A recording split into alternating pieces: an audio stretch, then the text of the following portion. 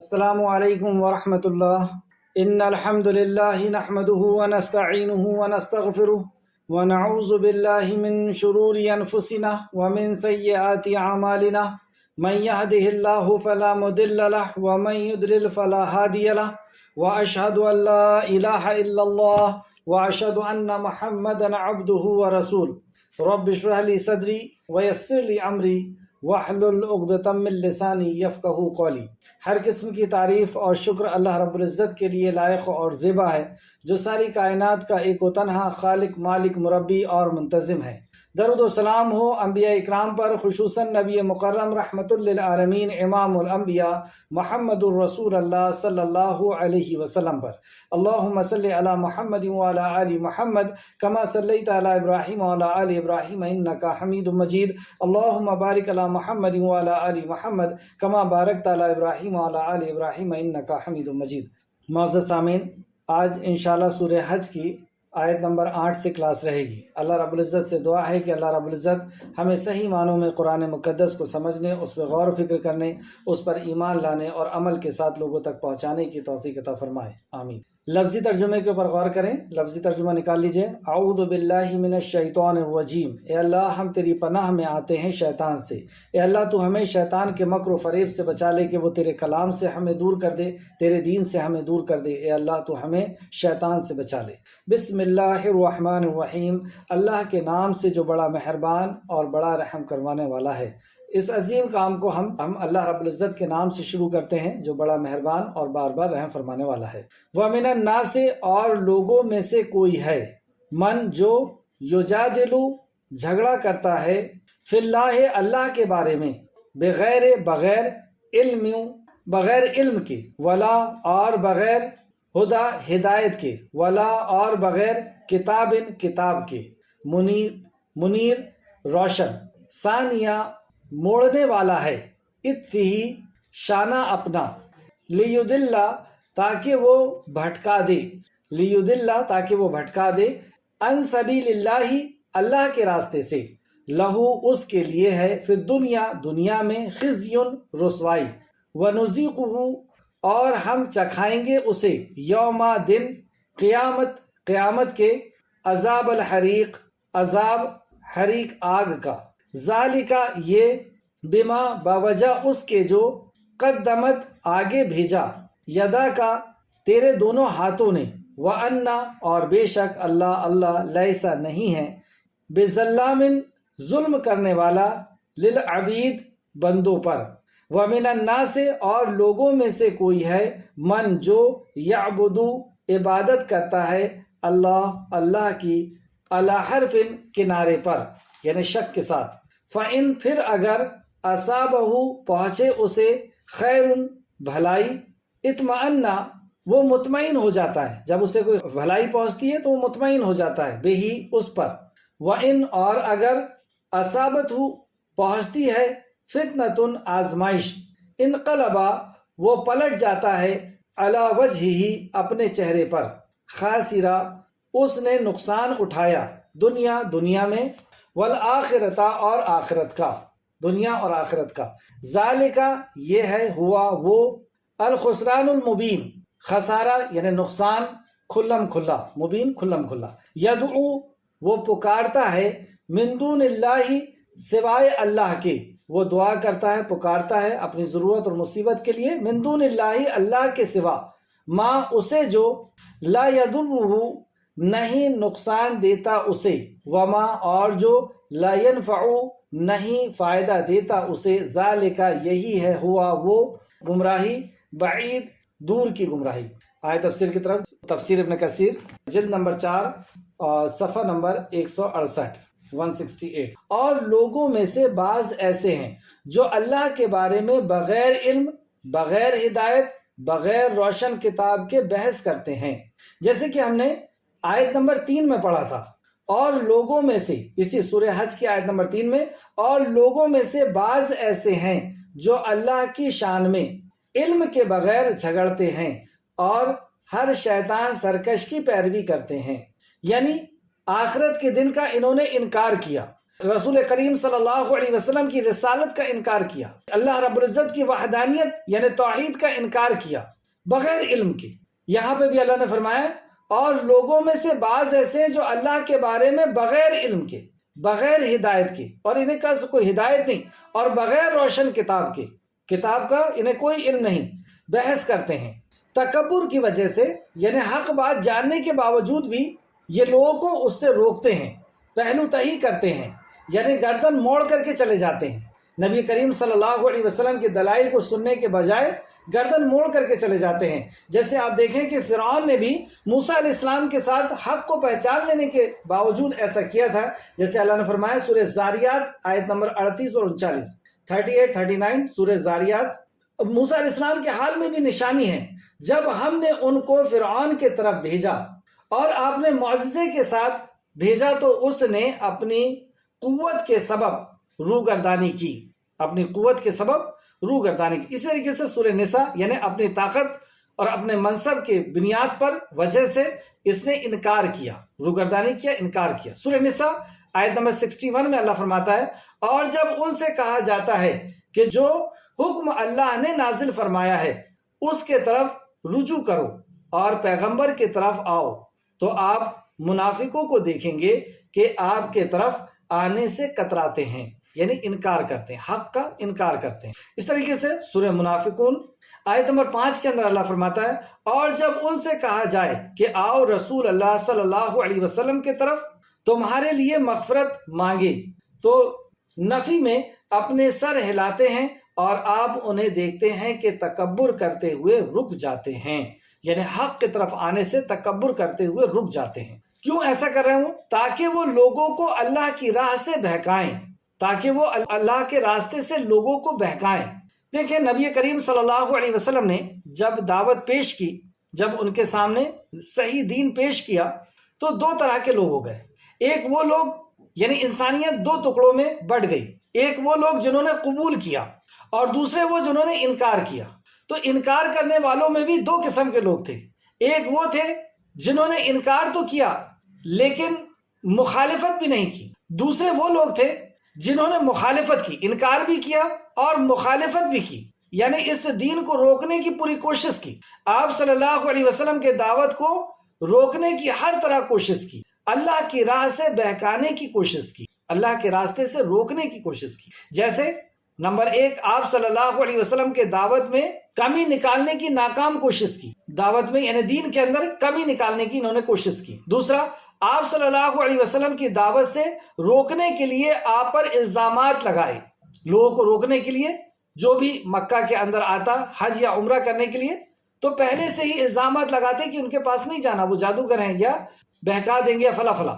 اسی طریقے سے تیسرا دھمکیاں دی اور جس پر بس چلا ان کے ساتھ مار پیٹ بھی کی اور ان کی بے عزتی بھی کی، جو دین میں آ جاتا تھا اور جو دین میں آنے والا ہوتا تھا ان کو دھمکیاں دیتے تھے اور جو آ جاتا تھا ان کو واپس لوٹنے کے لیے مار پیٹ کرتے تھے۔ چوتھا جھوٹا اسلام کا دعویٰ کیا اور نقصان پہنچانے کی کوشش کی، یعنی اپنے آپ کو کہا کہ ہم مسلمان ہیں، ہو گئے لیکن اندر سے نہیں ہوتے تھے اور نقصان پہنچاتے تھے۔ پانچواں اور بھی کئی طریقے اپنائے اور دعوت حق کو روکنے کے لیے انہوں نے کوشش کی۔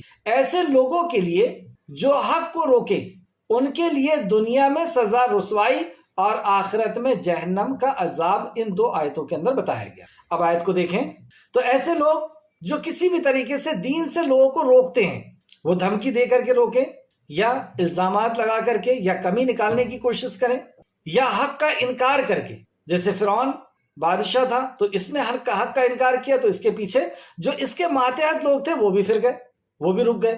تو تکبر کی وجہ سے حق کو کی پہلو تہی کرتے رہے، یعنی گردن موڑ کر کے چلے جاتے تاکہ وہ لوگوں کو اللہ کے راستے سے بہکائیں۔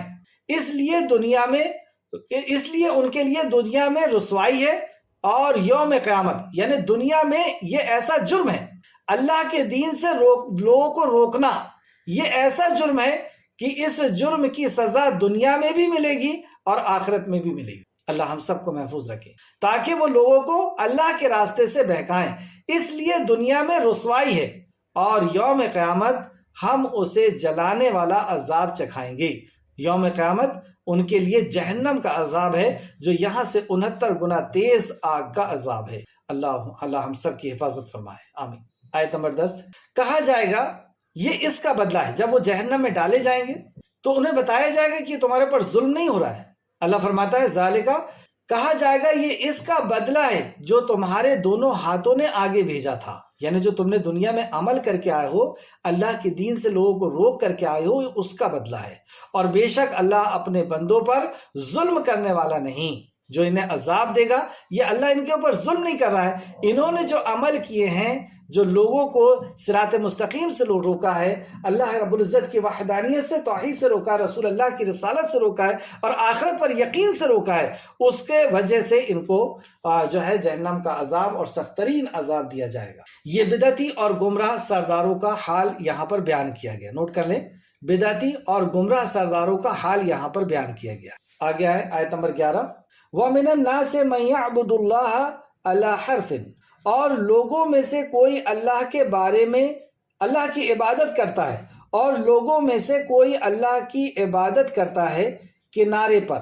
حرفن کا معنی مجاہد رحمۃ اللہ علیہ اور قتادہ رحمۃ اللہ علیہ بیان کرتے ہیں کہ شک میں، کنارے پر کھڑے ہو کر کے یعنی شک میں۔ تو وہ اللہ کی عبادت کیسے کرتا ہے؟ تذبذب میں کا شکار ہے وہ، کہ پتہ نہیں یہ دین صحیح ہے نہیں، مجھے فائدہ ہوگا یا نقصان ہوگا، پتہ نہیں آخرت ہے یا نہیں ہے، تو ایسے شک کی حالت میں کرتا ہے۔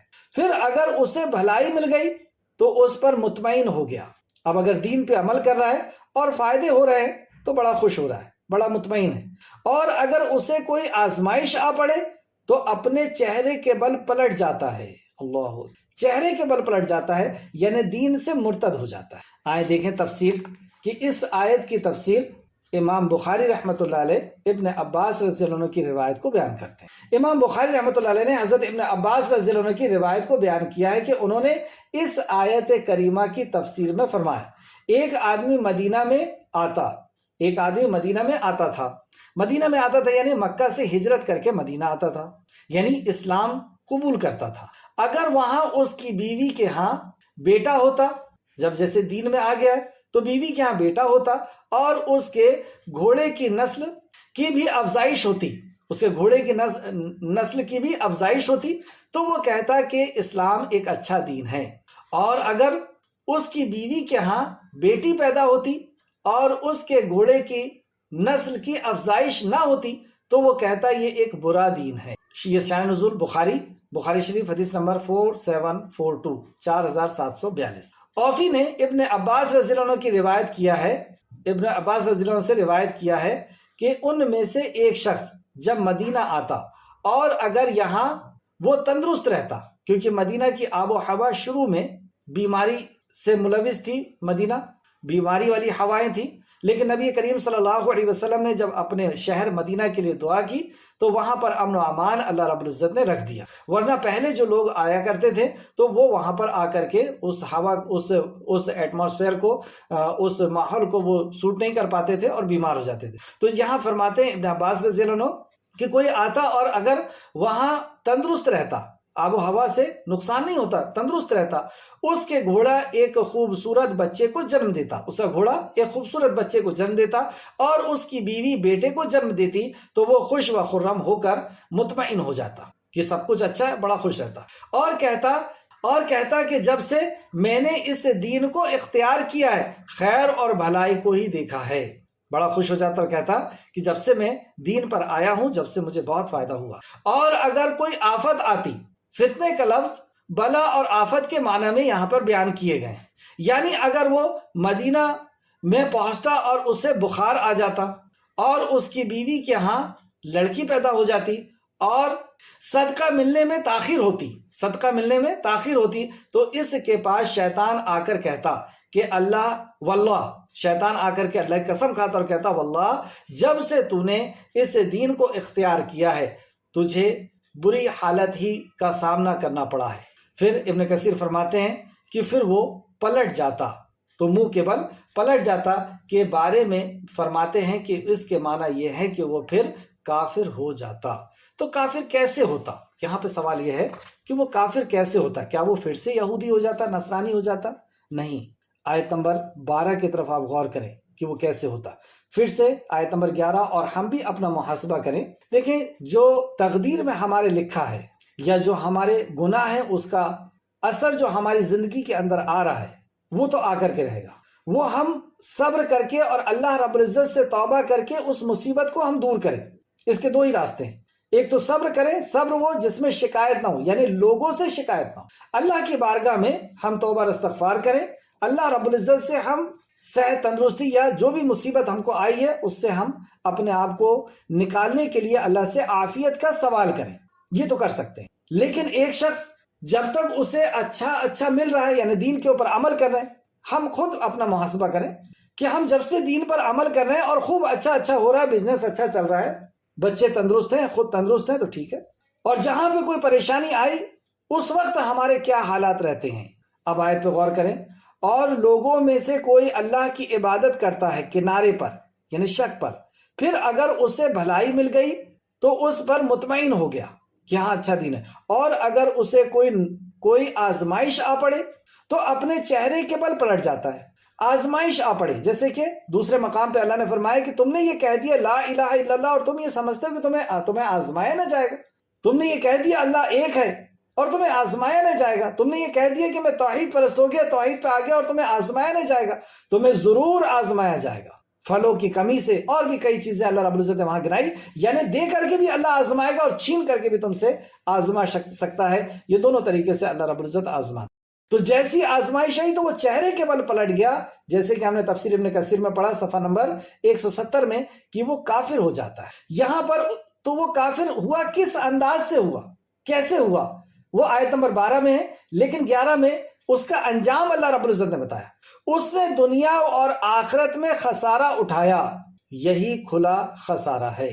تو یہ ایسا جرم ہے کہ دنیا میں بھی اس کی سزا ملے گی اور آخرت میں بھی اس کی سزا ملے گی۔ اس کے پہلے والی 2 آیتوں میں ہم نے دیکھا کہ جس نے اللہ کے دین سے لوگوں کو روکا اسے دنیا میں بھی سزا ملے گی اور آخرت میں جلنے کا عذاب ہے، اور یہاں پر بھی اللہ نے فرمایا کہ دنیا میں بھی اس کو خسارہ ہے، نقصان اٹھانا پڑے گا، اور آخرت میں بھی اس کو نقصان اٹھانا پڑے گا، اور آخرت کا نقصان جہنم ہے۔ اللہ ہم سب کی حفاظت فرمائے۔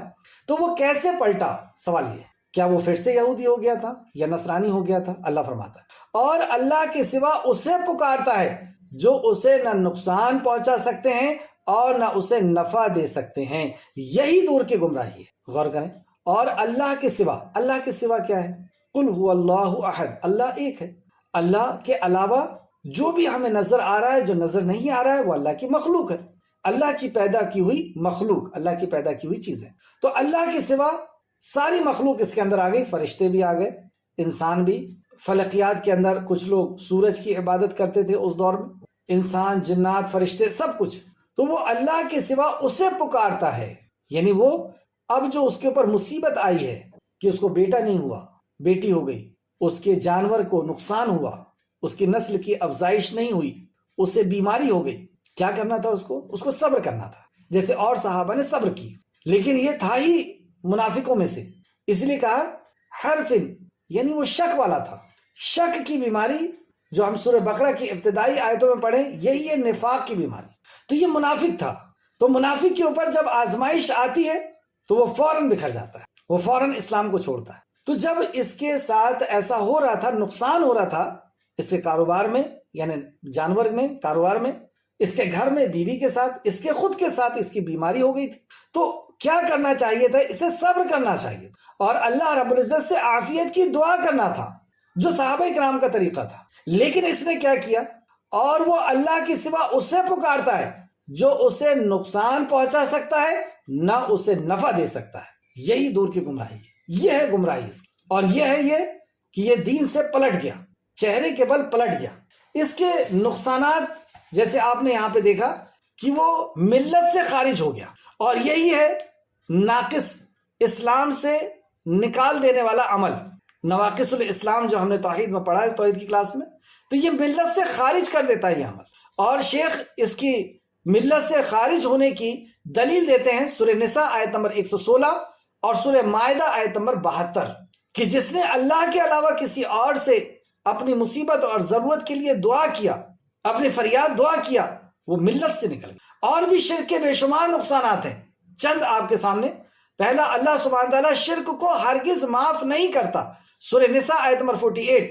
دوسرا، مشرک پر جنت حرام ہے اور وہ ہمیشہ ہمیش جہنم میں رہے گا، سورہ بینات آیت نمبر 6 اور مسلم شریف حدیث نمبر 92۔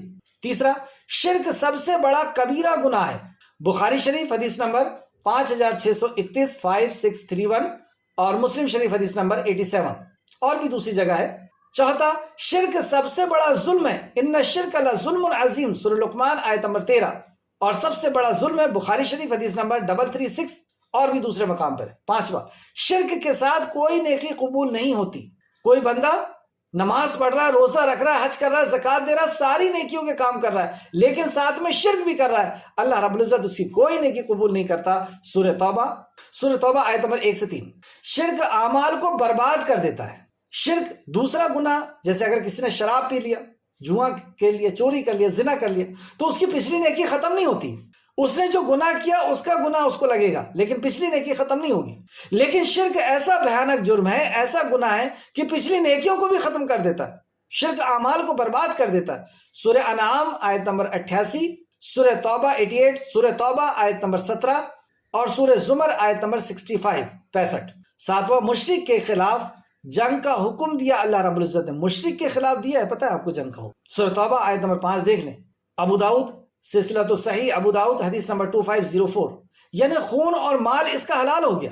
آٹھواں، حکومت وقت کے لیے۔ آٹھواں، مشرک کے لیے دعائے مغفرت جائز نہیں، سورہ توبہ آیت نمبر 113 اور بخاری شریف حدیث نمبر 4675 4675 اور مسلم حدیث نمبر 34۔ نوواں، شرک ہلاک کر دینے والا گناہ ہے، ہلاک کر دینے والا گناہ، بخاری شریف حدیث نمبر 2766 اور بخاری شریف حدیث نمبر 6857 اور مسلم شریف حدیث نمبر 89۔ دسواں، شرک اللہ رب العزت کو گالی دینے کے مترادف گناہ ہے، گالی دینے کے جیسا گناہ، اللہ اکبر، بخاری شریف حدیث نمبر 4974۔ مشرک کو نبی کریم صلی اللہ علیہ وسلم کی شفاعت نصیب نہیں ہوگی، مشرک کے لیے رسول اللہ شفاعت نہیں کریں گے، ترمذی شریف حدیث نمبر 3602، ابو داؤد حدیث نمبر 4307 اور مسلم حدیث نمبر 199۔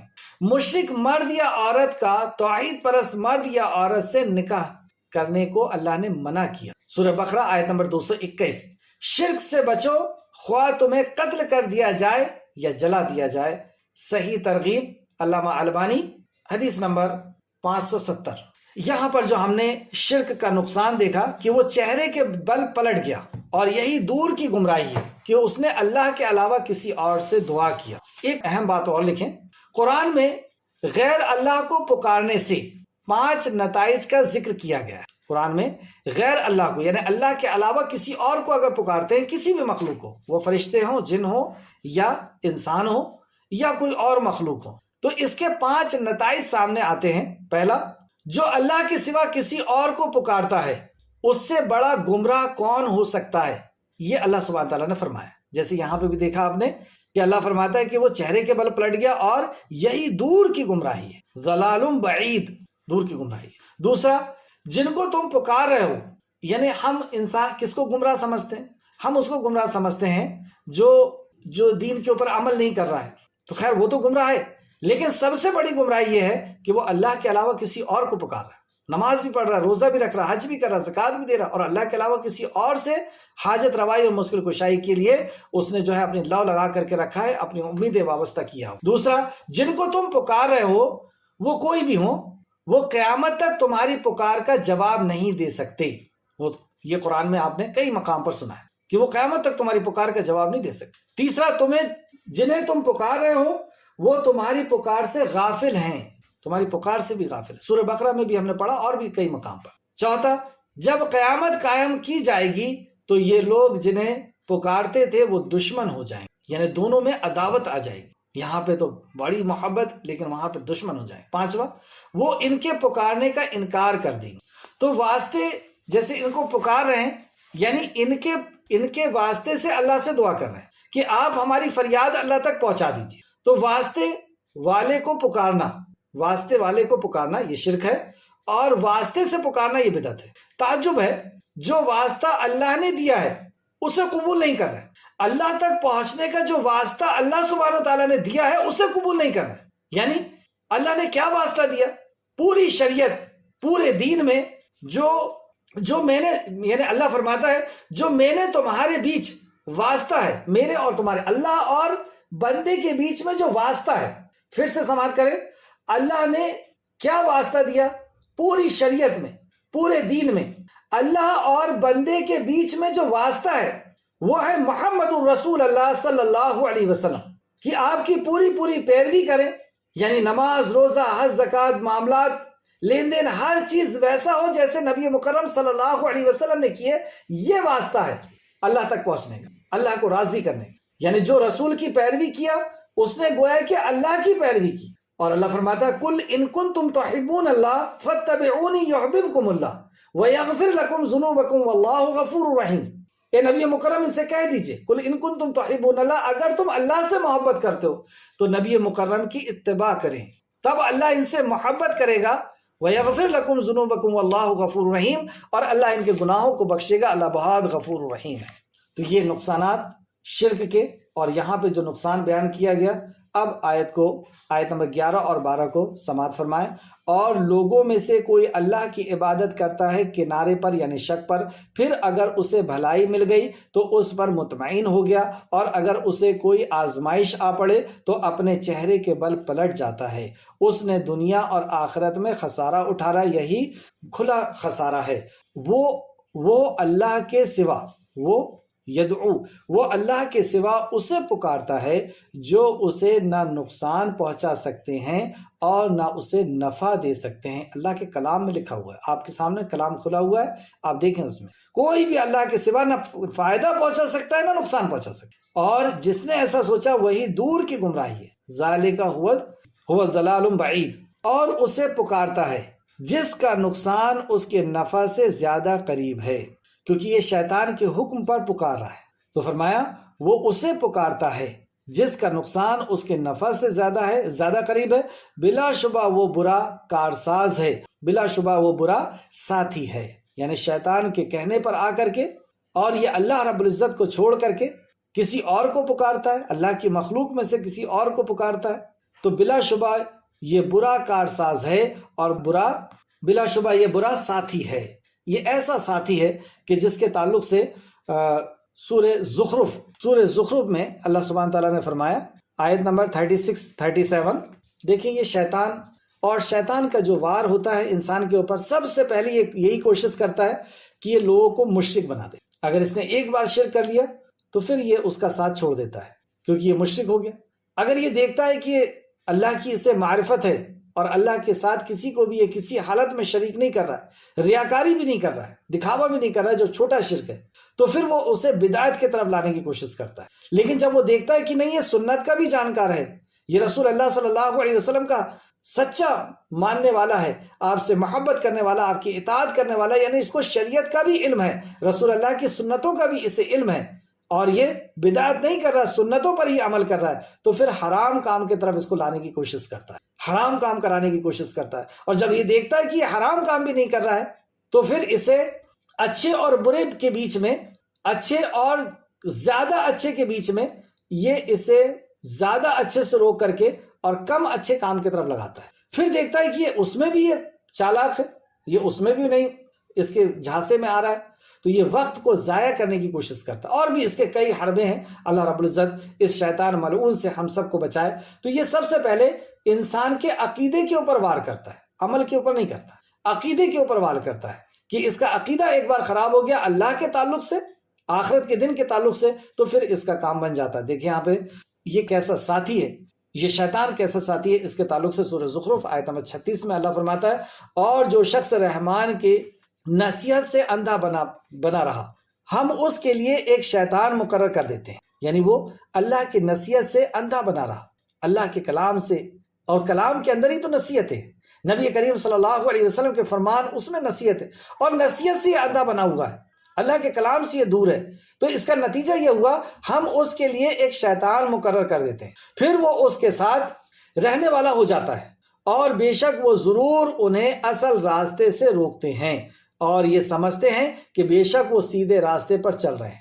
شیطان اتنے چالاکی سے روکتا ہے کہ سامنے والا یہ سمجھتا ہے کہ وہ اچھا کام کر رہا ہے اور شیطان اسے روک دیتا ہے، یہاں تک کہ جب وہ ہمارے پاس آئے گا تو کہے گا کہ اے کاش میرے درمیان اور تیرے درمیان 2 مشرقوں کا فاصلہ ہوتا، بس وہ برا ساتھی ہے۔ تو جب حشر کے میدان میں جائے گا تو کہے گا کہ کاش جس کو میں نے اپنا دوست سمجھ کر کے اپنے ساتھ رکھا تھا، جیسے پچھلی کلاس میں آیا کہ یہ صرف شیطان یعنی جنات ہی نہیں ہے، یہ انسانوں میں سے بھی جو نافرمان ہیں وہ بھی یہ شیطان ہیں جو ان کے دوست بنے ہوئے ہیں، اور پھر وہ کہے گا کہ کاش اس سے اور میری سے بہت دوری ہوتی۔ سیدنا عبداللہ بن مسعود رضی اللہ عنہ بیان کرتے ہیں رسول اللہ صلی اللہ علیہ وسلم نے فرمایا تم میں سے ہر ایک کے ساتھ اللہ تعالیٰ نے اس کے ساتھ جن کو مقرر کیا ہے، یعنی اللہ نے آزمائش کے لیے ہر انسان جب پیدا ہوتا ہے تو اس کے ساتھ ایک جن کو مقرر کر دیتا ہے جو اسے وسوسہ کرتا ہے، اسے اللہ کی نافرمانی پر اکساتا ہے۔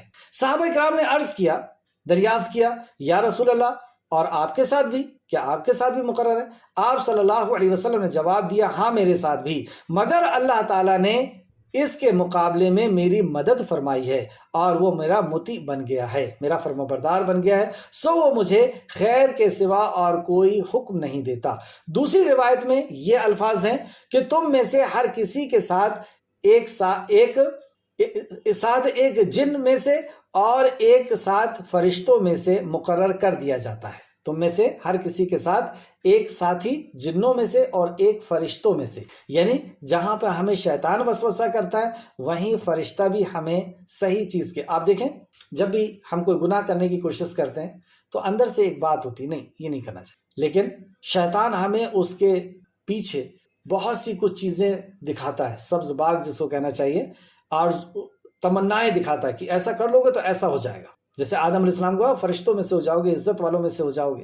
تو بہرحال اللہ رب العزت نے یہ دونوں کو ہمارے ساتھ مقرر کیا ہے۔ مسلم شریف حدیث نمبر 2814، پہلی جو حدیث بتائی گئی 2814، آیت نمبر 14، بے شک اللہ ان لوگوں کو جو ایمان لائے ہیں، ان اللہ یدخل الذین آمنوا وعملوا الصالحات جنات تجری من تحتها الانہار ان اللہ یفعل ما یرید، ان اللہ یدخل الذین آمنوا وعملوا الصالحات، بے شک اللہ ان لوگوں کو جو ایمان لائے اور نیک اعمال کرتے رہے ایسے باغات میں داخل کرے گا جن کے نیچے نہریں جاری ہیں، بے شک اللہ جو چاہے وہی کرتا ہے، اللہ سے کوئی پوچھنے والا نہیں۔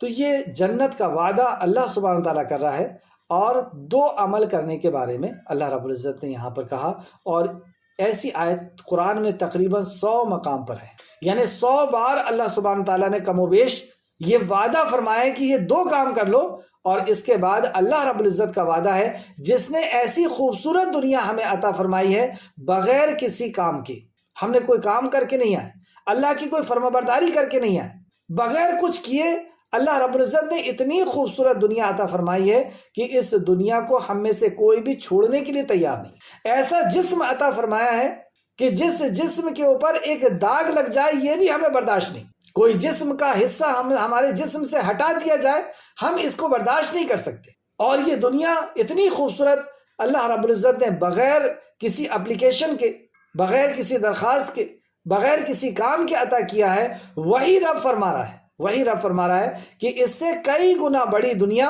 اور ایسی دنیا عطا فرمانے والا ہوں کہ تمہارے دماغ میں، تمہارے وہم و گمان میں بھی اور کسی کے وہم و گمان میں بھی ایسی نعمتیں نہیں آئی ہوگی جو نعمتیں میں تمہیں عطا فرما۔ ہم اپنی اصل کے بارے میں سوچیں کہ ہماری پیدائش کیسے ہوئی ہے، کس چیز سے ہوئی ہے۔ نبی کریم صلی اللہ علیہ وسلم نے اپنی ہتھیلی میں اپنا لعاب دہن رکھا، یعنی تھوکا، اور کہا کہ اس طرح کی ایک چیز سے تمہیں اللہ رب العزت نے، اللہ اکبر، تمہیں اللہ رب العزت نے وجود بخشا تمہارا، یعنی بتانے کا مقصد یہ کہ تم کیا تھے اور اللہ رب العزت نے تمہیں کہاں پہنچا دیا۔ اس وقت کیا کوئی یہ وہم و گمان کر سکتا تھا؟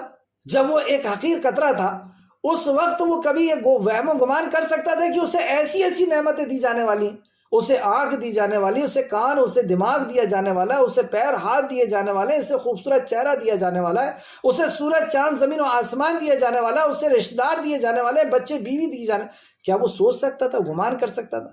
ویسی نبی کریم صلی اللہ علیہ وسلم نے فرمایا کہ اللہ ایسی جنت عطا فرمانے والا ہے، نہ کسی دماغ نے سوچا اور نہ کسی کے وہم و گمان میں ایسی جنت آئی ہے، ایسی نعمت اللہ رب العزت تمہیں عطا فرمانے والا ہے، لیکن اس کے لیے کوئی شرط لگائی، اور 2 شرط ہے۔ پہلی، ایمان لے آؤ، ایمان لا لینے ہے دل کا یقین، زبان کا اقرار اور اعضاء کا عمل۔ دل کا یقین، مضبوط یقین ہو، جس کو آستھا اور وشواس کہتے ہیں ہندی میں، تو دل کا یقین ہو، زبان کا اقرار اور اعضاء کا عمل ہو۔ کس چیز پر؟ اس کی بنیاد 6 ہے۔ ایک تو توحید پر، اللہ کی وحدانیت، اللہ کے ایک ہونے پر، کہ وہی ہر قسم کی مصیبت کا دور کرنے والا ہے اور ہر قسم کی ضرورت کا پورا کرنے والا ہے۔ دوسرا آخرت پر، تیسرا رسالت پر، دوسرا رسالت پر کہ رسول مکرم صلی اللہ علیہ وسلم اللہ کے بندے اور اس کے رسول ہیں، اور اللہ کے حکم سے آپ نے یہ شریعت اور یہ دین ہم تک پہنچایا ہے، اور آپ کی اطاعت اور فرمانبرداری میں ہی ہماری کامیابی ہے، اور آپ سے محبت ہمارے دین کا حصہ ہے صلی اللہ علیہ وسلم۔ آخرت پر یقین، کتابوں پر یقین، فرشتے پر یقین اور تقدیر پر یقین، یہ اس کی بنیاد ہے۔ اور جو ایمان لے آئے گا، یعنی اس پر سچا یقین اسے ہو جائے گا، زبان سے بھی اقرار کرے گا، اعضاء سے بھی عمل کرے گا، اور نیک عمل کرے، نیک عمل کرے، نیک عمل یعنی اخلاص کے ساتھ اور شریعت کے مطابق، یعنی سنت رسول صلی اللہ علیہ وسلم کے مطابق ہمارا جو بھی عمل ہو ایمان کی موجودگی میں، اخلاص کے ساتھ اور نبی کریم صلی اللہ علیہ وسلم کی سنت کے مطابق، آپ کے حکم کے مطابق، قرآن و حدیث کے مطابق ہوگا۔ تو ان دو کام کو کر لیا کسی نے، تو اللہ رب العزت نے، جس نے ہمیں وجود بخشا ہے اور جس نے ہماری خدمت کے لیے پوری دنیا کو لگا دیا ہے، وہ اللہ وعدہ کرتا ہے کہ ایسے باغات میں داخل کروں گا جن کے نیچے نہریں جاری ہوں۔ بے شک اللہ جو چاہے وہی کرتا ہے۔ اس تعلق سے کہ اللہ رب العزت کیسی جنت عطا فرمانے والا ہے، مسلم شریف کی ایک حدیث سماعت فرمائیں، حدیث نمبر 2825۔ سیدنا سہل بن سعد رضی اللہ عنہ بیان کرتے ہیں کہ میں نے رسول اللہ صلی اللہ علیہ وسلم کو میں آپ کی ایک مجلس میں حاضر تھا، اس میں آپ نے جنت کا حال بیان کیا۔ میں اس مجلس میں حاضر تھا اور آپ نے جنت کے احوال بیان کرنا شروع کیا، حال بیان کیا، یہاں تک کہ بے انتہا تعریف فرمائی، اس جنت کی بے انتہا تعریف فرمائی۔ آخر میں فرمایا، بے انتہا تعریف فرمانے کے بعد آخر میں فرمایا، میں ایسی نعمت، جنت میں ایسی نعمتیں ہیں جنہیں کسی آنکھ نے دیکھا نہیں، نہ کسی کان نے ان کی تعریف سنی، اور نہ اس کا تصور کسی آدمی کے دل میں پیدا ہوا۔ مسلم شریف حدیث نمبر 2825۔ آپ دیکھ رہے ہیں انداز صحابہ کرام کیا فرماتے ہیں۔ ایک بار میں مجلس میں تھا رسول اللہ کی، آپ نے جنت کی بہت ساری تعریف کی، جیسے ہم بھی کرتے ہیں کہ جنت کے اندر ایسے باغات ہیں، ایسے فروٹس ہیں، ایسی نہریں ہیں، اور جنت میں جو نعمتیں ہیں، یعنی جو خاتون جنت کے اندر جائے گی، جنت والے کی جو خاتون بیوی بنے گی، ان کی چنی، ان کی دوپٹہ اگر اس دنیا میں ٹپک جائے تو اس دنیا کی ساری چیزوں کو بیچ کر کے اس دوپٹے کو خریدا نہیں جا سکتا، اتنا قیمتی صرف دوپٹہ ہے۔ تو اس کے لباس کیسے ہوں گے اور اس کی خوبصورتی، یا اس کا، اللہ اکبر، ایسی بے شمار اللہ کے نبی صلی اللہ علیہ وسلم نے کہ جس کا جو ہے نا بڑھاپا کبھی نہیں آئے گا، ہمیشہ وہ خاتون جو ہے وہ جوان رہیں گی۔ یہی خاتون جو اس دنیا کے اندر اطاعت ایمان لائیں گی اور عمل صالح کریں گی، ان کو اللہ رب العزت ایسی جنت کے اندر داخل کرنے والا ہے کہ ان کے چہرے جب وہ بازار میں جائیں گے تو جس چہرے کو چاہیں گے ویسا چہرہ ان کا بنا دیا جائے، اللہ، کوئی میک اپ کرنے کی ضرورت، اوریجنل ویسی چہرہ ان کا بنا دیا جائے گا۔ ان کے لباس کی تعریف اللہ رب العزت کرتا ہے، ان کی آنکھوں کی تعریف کرتا ہے، اور بھی بے شمار نعمتیں اللہ رب العزت نے گنائی۔ تو ایسے رسول اللہ کئی نعمتیں گنا رہے تھے، آخر میں آ کے کیا کہتے ہیں، پھر سے سماعت فرمائیں، آخر میں آ کے کہتے ہیں کہ جنت میں ایسی نعمتیں ہیں جنہیں کسی آنکھوں نے نہیں دیکھا، نہ کسی کان نے ان کی تعریف سنی ہے، اور نہ ان کی تصور کسی کے دل میں پیدا ہوا ہے۔ مسلم شریف حدیث نمبر 2825۔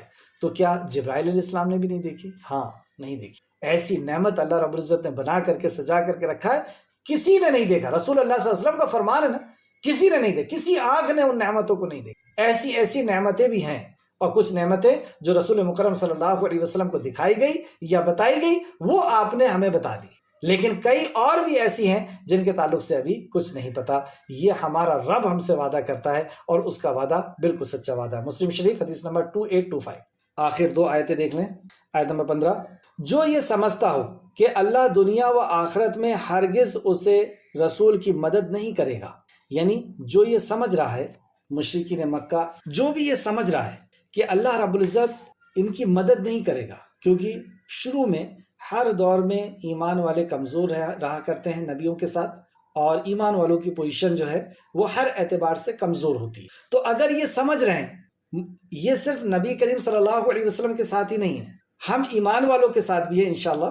جو اللہ رب العزت کا وعدہ ہے صرف انبیاء علیہ السلام کے ساتھ ہی نہیں ہے۔ میں ابھی آپ کو ایک آیت کوٹ کروں گا، یہاں پہ دیکھتے ہیں، جو یہ سمجھتا ہے کہ اللہ دنیا و آخرت میں ہرگز اس رسول کی مدد نہیں کرے گا، تو چاہے کہ وہ آسمان تک رسی دراز کرے، پھر اسے کاٹ ڈالے اور دیکھے کہ کیا اس کی تدبیر اس کے غصے کو لے جاتی ہے۔ مطلب اس کو اگر بہت غصہ آ رہا ہے اس بات پر کہ اللہ رب العزت ایمان والوں کی ضرور مدد کرے گا، نبی مکرم صلی اللہ علیہ وسلم کی ضرور مدد، تو ٹھیک ہے وہ خودکشی کر لے، گھر جائے اور پھانسی لگا لے، اپنے آپ کو مر جائے۔ دیکھیں آپ تفسیر ابن کثیر صفحہ نمبر 171۔ اللہ تعالیٰ اپنے رسول کو یقیناً فتح و نصرت عطا فرمائے گا۔ ابن عباس رضی اللہ عنہ فرماتے ہیں کہ اس آیت کریمہ کے معنی یہ ہیں کہ جو شخص یہ گمان کرتا ہے کہ اللہ تعالیٰ محمد صلی اللہ علیہ وسلم کی دنیا و آخرت میں مدد نہیں فرمائے گا، تو اس کو چاہیے کہ وہ اوپر کی طرف یعنی اپنے گھر کے چھت میں ایک رسی باندھ لے، پھر اس سے اپنے گلا گھونٹ لے، خودکشی کر لے، جو چاہے کر لے۔ یہ تفسیر الطبری جلد نمبر 17 اور صفحہ نمبر 166 کے حوالے سے تفسیر ابن کثیر نے بیان کی۔ جو شخص یہ گمان کرتا ہے کہ اللہ تعالیٰ اپنے پیغمبر محمد صلی اللہ علیہ وسلم، اپنی کتاب اور قرآن مجید اور اپنے دین اسلام کی مدد نہیں فرمائے گا، دیکھیں، جو شخص یہ گمان کرتا ہے کہ اللہ تعالیٰ اپنے پیغمبر محمد صلی اللہ علیہ وسلم، اپنی کتاب اور قرآن مجید اور اپنے دین اسلام کی مدد نہیں فرمائے گا، تو اسے چاہیے کہ اگر اس کا غصہ ٹھنڈا ہو سکتا ہو تو وہ خودکشی کر لے، کیونکہ اللہ تعالیٰ تو اپنے پیغمبروں کی یقیناً فتح و نصرت اور سرفرازی سربلندی عطا فرمائے گا، جیسا کہ اللہ سبحانہ تعالیٰ نے فرمایا سورہ مومن آیت نمبر 51۔ بلا شبہ، اس میں کوئی شک نہیں، بلا شبہ ہم اپنے پیغمبروں کی اور جو ایمان لائے ہیں ان کی دنیاوی زندگی میں بھی مدد کرتے ہیں، اور اس دن بھی مدد کریں گے جب گواہ اٹھائے جائیں گے۔ سبحان اللہ، کتنا سکون دی اس آیت نے کہ اللہ رب العزت رسول کی بھی اور جو ان کے ساتھ ایمان لائے، تو بس ضروری یہ ہے کہ ہم ایمان والے ہو جائیں۔ جیسے دوسرے مقام فرمایا وَلَا تَحِنُوا وَلَا تَحْزَنُوا، تم ڈرو نہیں، تم گھبراؤ نہیں، تم ہی سربلند رہو گے۔ کون وعدہ کرتا ہے؟ ساری کائنات کا خالق اور مالک۔ ان کنتم مومنین، بس تم مومن بن جاؤ، بس تم ایمان والے بن جاؤ۔ تو یہاں پہ فرمایا، اس آیت کو پھر سے سماعت فرمائیں، اور یہ ہماری کلاس کی آخر 2 آیتیں بچی ہیں۔ بلا شبہ ہم اپنے پیغمبروں کی اور جو ایمان لائے ہیں ان کی دنیاوی زندگی میں بھی مدد کرتے ہیں، اور اس دن بھی مدد کریں گے جب گواہ کھڑے کیے جائیں گے، اٹھائے جائیں گے۔ اسی طریقے سے سورہ صف آیت نمبر 8 اور 9 میں اللہ سبحانہ تعالیٰ نے فرمایا وہ چاہتے ہیں کہ اللہ کے نور کو، یعنی اللہ کے دین کو، وہ چاہتے ہیں کہ اللہ کے نور کو اپنے منہ کے ساتھ بجھا دے، یعنی ان کی پوری طاقتوں کو اللہ رب العزت نے کیا کہا، یہ اپنے منہ کی پھونک سے بجھانا چاہتے ہیں، یعنی ان کی پوری طاقت، اللہ اکبر، پھونک ہے، پھونک، اور یہ اللہ کے نور کو بجھانا چاہتے ہیں اس پھونک سے، یعنی ان کی پوری طاقت کو اللہ رب العزت نے اس انداز سے بیان کیا، اور آگے فرماتا ہے اور اللہ اپنے نور کو پورا کرنے والا ہے۔ سن لو، اللہ اپنے نور کو پورا کرنے والا، اگرچہ منکر، انکار کرنے والے ناپسند کریں، وہی ہے جس نے اپنے رسولوں کو ہدایت اور دین حق کے ساتھ بھیجا تاکہ اسے تمام دینوں پر غالب کر دے، اگرچہ مشرک لوگ، کافر لوگ ناپسند ہی کریں۔ سورہ آل عمران آیت نمبر 118 119 بھی آپ دیکھیں، اس کی تفسیر میں آخر آیت۔ اور اسی طرح ہم نے اس قرآن کو واضح آیتوں کی صورت میں نازل کیا، یہ قرآن واضح آیتوں کی صورت میں اللہ نے نازل کیا، یعنی اس کے اندر کوئی ایسی کجی نہیں رکھی ہے کہ جو نہ سمجھ میں آئے، اور نہ سمجھ میں آنے کی کنڈیشن میں بھی نبی کریم صلی اللہ علیہ وسلم نے ہر آیت کو سمجھا دیا، صحابہ اکرام نے ہر آیت پر عمل کر کے دکھا دیا۔ تو واضح آیتیں، واضح کلام اللہ رب العزت نے نازل فرمایا ہے انسانیت کی ہدایت کے لیے، اور بے شک اللہ جسے چاہے اسے ہدایت دیتا ہے۔ قرآن تو واضح پہنچا ہے، لیکن جسے چاہے ہدایت دیتا کا مطلب کیا ہے؟ جو ہدایت کا طلبگار ہوگا، جو ہدایت کو چاہے گا، جو ہدایت کے لیے جد و جہد کرے گا، کوشش کرے گا، دعا کرے گا، اللہ اسے ہدایت ضرور دے گا۔ تو اللہ رب العزت ہر چیز پر قادر ہے، جیسے کہ سورہ انبیاء آیت نمبر 23 کے اندر اللہ فرماتا ہے اور جو کام کرتا ہے اس سے نہیں پوچھا جا سکتا، اور جو کام لوگ کرتے ہیں اس سے ان کے پوچھ گچھ ہوگی۔ اللہ جو کام کرتا ہے اس سے نہیں پوچھا جاتا، لیکن لوگ جو کریں گے ان سے ضرور پوچھا جائے گا۔ یعنی اس کی حکمت، رحمت، عدل، علم، غلبہ اور عظمت کی وجہ سے اس کے حکم کو ٹالا نہیں جا سکتا، اور وہ اپنے بندوں سے بہت جلد حساب لینے والا ہے۔ آخر میں اللہ رب العزت سے دعا ہے کہ خالق مالک جو کچھ بھی ہم نے پڑھا اس پہ ہمیں مزید غور و فکر کرنے کی تو توفیق عطا فرما، جب تک ہمیں زندہ رکھ، ایمان، اخلاص اور عمل صالح کے ساتھ ہمیں زندہ رکھ، ہمارا خاتمہ بالخیر فرما، اور نیکوکاروں کے ساتھ ہمارا شمار فرما دے، آمین یا رب العالمین۔ اللہم صلی علی محمد وعلی آل محمد، اللہم صلی علی محمد وعلی آل محمد، آمین یا رب العالمین۔